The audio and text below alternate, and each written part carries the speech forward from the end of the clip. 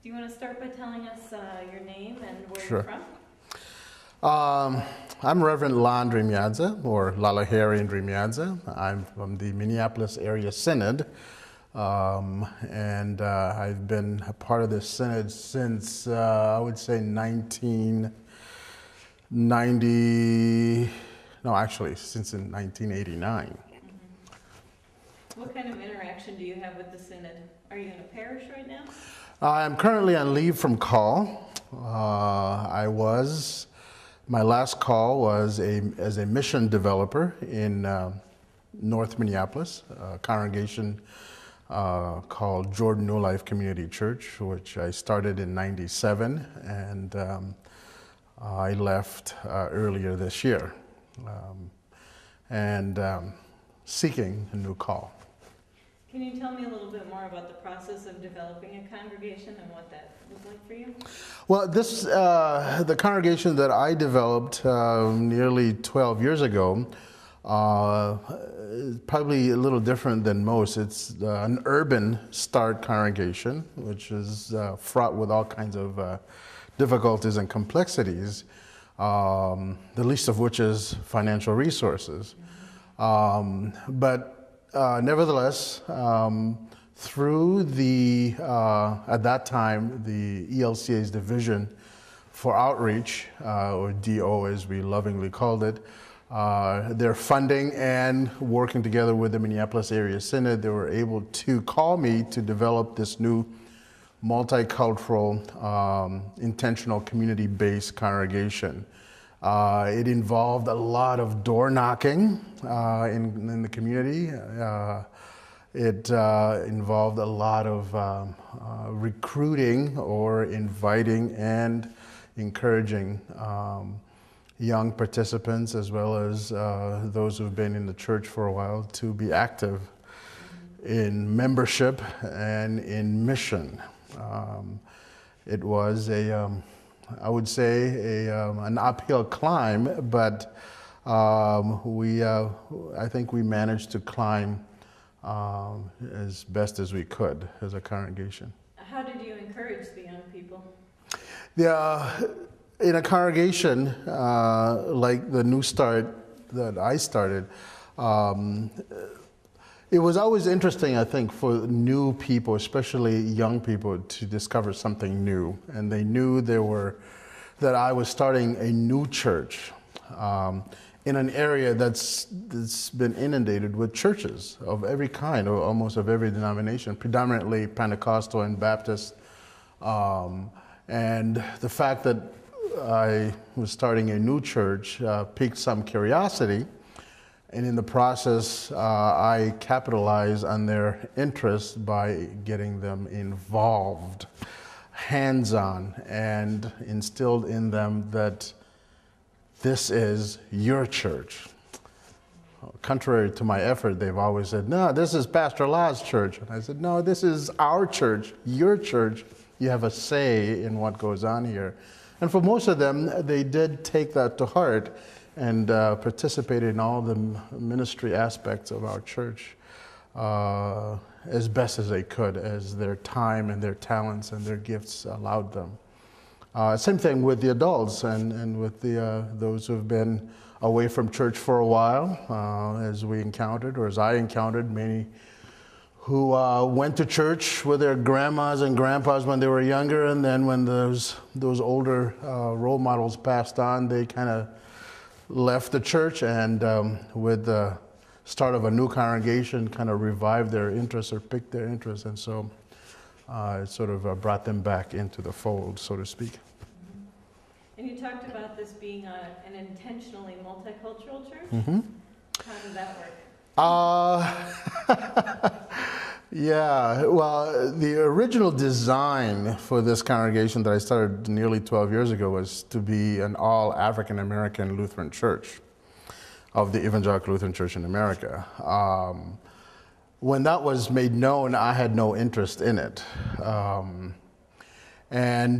Through much convincing on my part of the Synod and the Division for Outreach, they finally agreed that it would be best to start a an intentional multicultural, multi-ethnic, and community-based congregation in this area of North Minneapolis. Reason being is that there are three reasons why I chose not to focus on the African American Lutheran Church start. One, there isn't enough African Americans who are Lutherans in Minneapolis.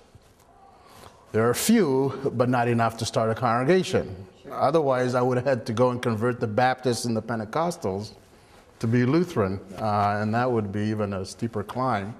Second, there are some African American families who are already nestled in the various churches in this synod. And I would hate for them to get the nudge from their pewmate and say, hey, there's a church for you now in North Minneapolis, which you could bet will happen and has happened with the various ethnic congregations that we have in this synod. And third, I just don't believe in ethnic specific congregations. I don't believe in a Jesus Christ who says if you only allowed and welcome in this congregation if you fit this criteria. So I chose to persuade them that what we need is an intentional multi-ethnic, multicultural, multi-anything you could find church. And for the most part, that helped. That worked. And what really made it work even better is that we've chose to focus on the community, which is one of the most economically depressed communities of Minneapolis. We focused that to be the field and the mission of this church, and anyone that came from wherever they came from came with that understanding that you're here to help stabilize and transform this community that's been fraught with all kinds of social issues, from crime to, you name it, economic issues. So what would you say your congregation's role in the community is? Oh, I think Jordan New Life Community Church, I would say, is an anchor in the community. It's primarily through its social service ministries. I think Jordan New Life Community Church is the only ELCA congregation that has a laundromat in its basement. Nice. And that's just one of the many necessities that this congregation had to provide in order to serve the community and the neighbors around us. And I shudder to think what would happen in this very diverse and yet economically challenged neighborhood should this congregation cease to exist, because it serves as this anchor and a force of stability in a very rocky and often raucous community. Yeah. Going back to the multicultural bit for a minute, would you say that was a challenge for your congregation? Yes. Yes, it was. Because it was a challenge, not so much of the congregation being multicultural. It was a challenge for the congregation to find its niche in the ELCA as an intentional multicultural congregation. When I first started, there was a division for multicultural ministry in the ELCA, but had very little to offer an intentional congregation like the one I was starting as to how you go about doing it. The division for multicultural ministries at that time were focused on establishing ethnic-specific congregations, which is fine and which has its place in the church.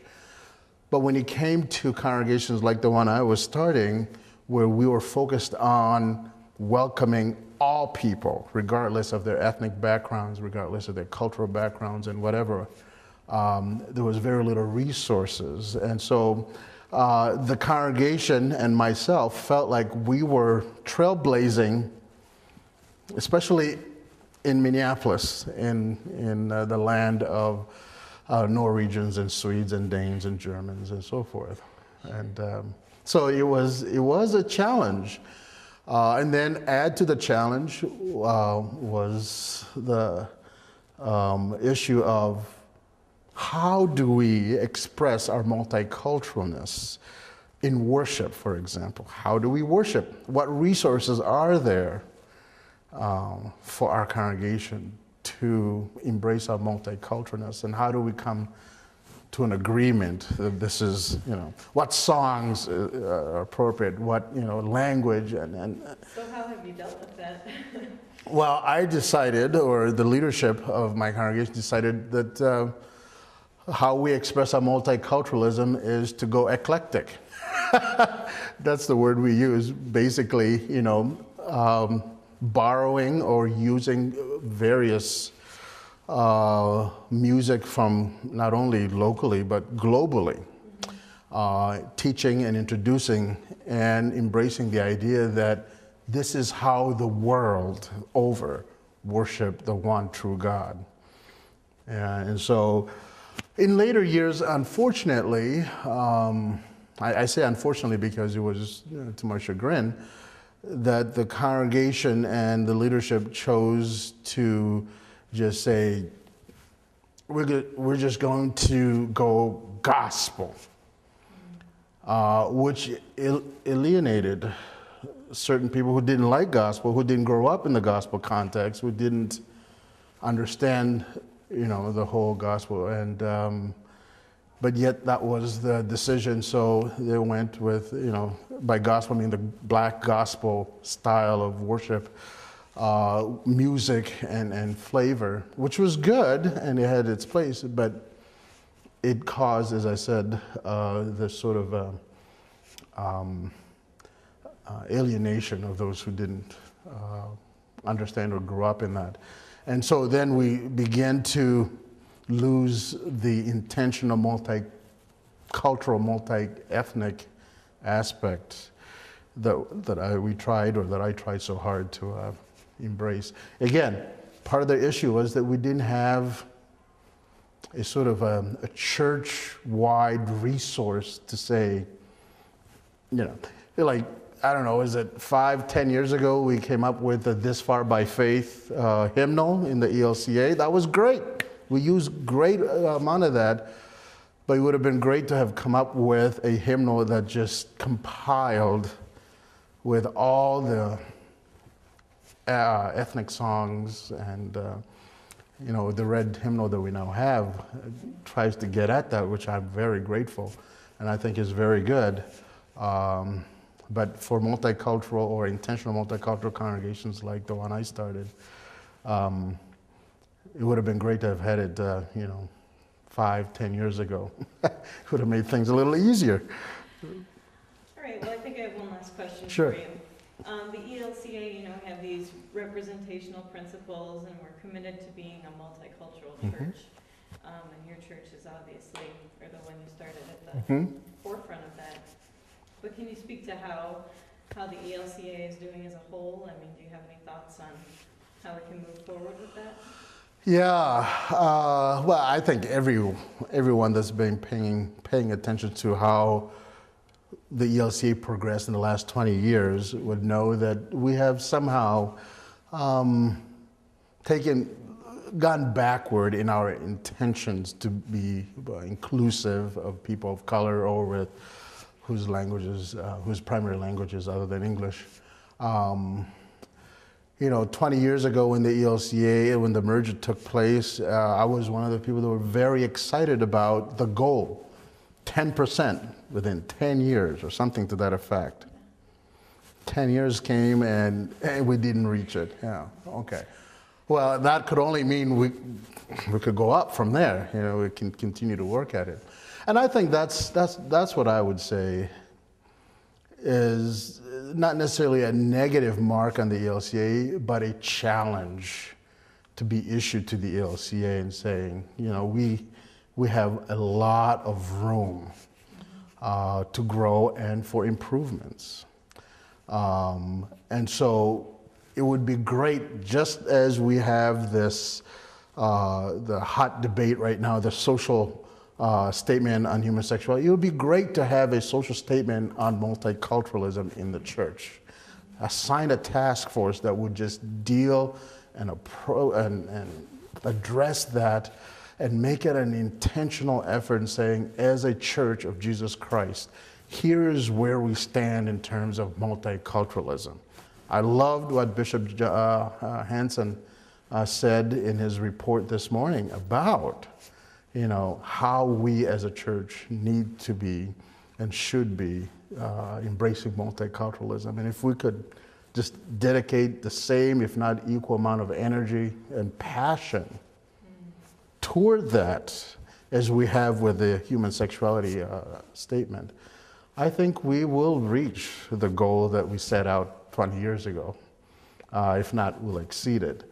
But I'm hopeful. I'm hopeful that the body of Christ, as expressed in the ELCA, will continue to be a welcoming church. It's how I got into this church. And it is, I think, the will of God and the power of the Spirit that will transform us into the church that we intend and want to be for the next 8, 10, 20 years from now.